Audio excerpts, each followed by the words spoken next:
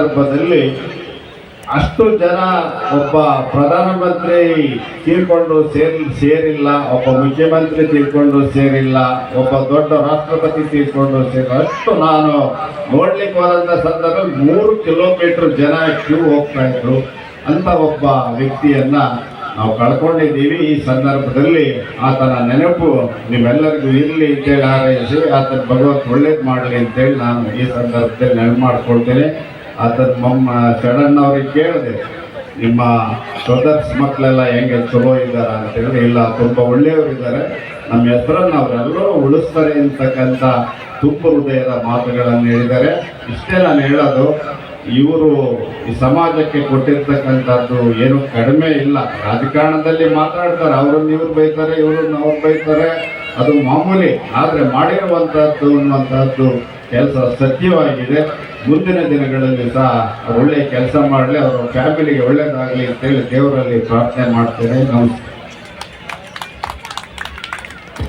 ಎಲ್ಲರಿಗೂ ನಮಸ್ಕಾರ. ಈಗಾಗಲೇ ಸಿಗ್ನಲ್ ಬಂತು, ಯಾರೋ 2-3 ಜನ ವಿಷಲ್ ಹಾಕೋದು, ಅದರರ್ಥ ಹಿಂಸೆ ಅಂತ. ಅದರಿಂದ ಹೆಚ್ಚಿಗೆ ಮಾತನಾಡ್ಲಿಕ್ಕೆ ಹೋಗೋದಿಲ್ಲ.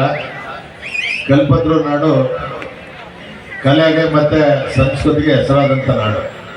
ಇಲ್ಲಿ ಬಹಳಷ್ಟು ಜನ ಕಲಾವಿದರು ಹುಟ್ಟಿ ಬೆಳೆದು ಕಲೆಯನ್ನು ಉಳಿಸಿ ಬೆಳೆಸ್ತಕ್ಕಂಥ ನಾಡು ಕಲ್ಪತರು ನಾಡು.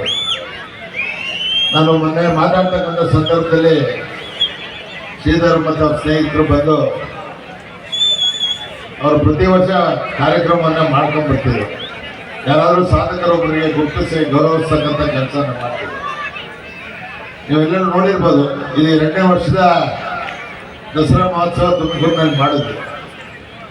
ನಾನು ಅವತ್ತು ಯೋಚನೆ ಮಾಡಿದೆ, ಕಲ್ಪತರು ನಾಡು ಬಹಳ ವರ್ಷಗಳಿಂದ ತುಮಕೂರಿಗಿಂತ ಹೆಚ್ಚು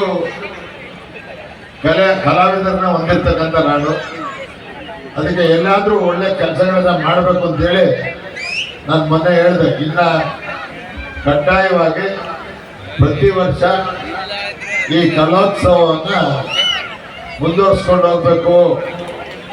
ಇದನ್ನು ಯಾವುದೇ ಕಾರಣದಿಂದ ಶಾಶ್ವತವಾಗಿ ನಡೆಸಬೇಕು, ಬೆಳೆಸಬೇಕು ಅಂತಕ್ಕಂಥ ಮಾತನ್ನು ಹೇಳಿ, ಮತ್ತು ನಮ್ಮ ಜಿಲ್ಲಾಡಳಿತ ಮತ್ತು ತಾಲೂಕು ಆಡಳಿತವನ್ನು ಸೇರಿಸ್ಕೊಂಡು ಮುಂದಿನ ದಿನಗಳಲ್ಲೂ ಇಂಥ ಒಂದು ಕಲ್ಪತರು ಕಲೋತ್ಸವವನ್ನು ಕಡ್ಡಾಯವಾಗಿ ಮಾಡ್ತಕ್ಕಂಥ ಕೆಲಸವನ್ನು ಮಾಡ್ತಾರೆ.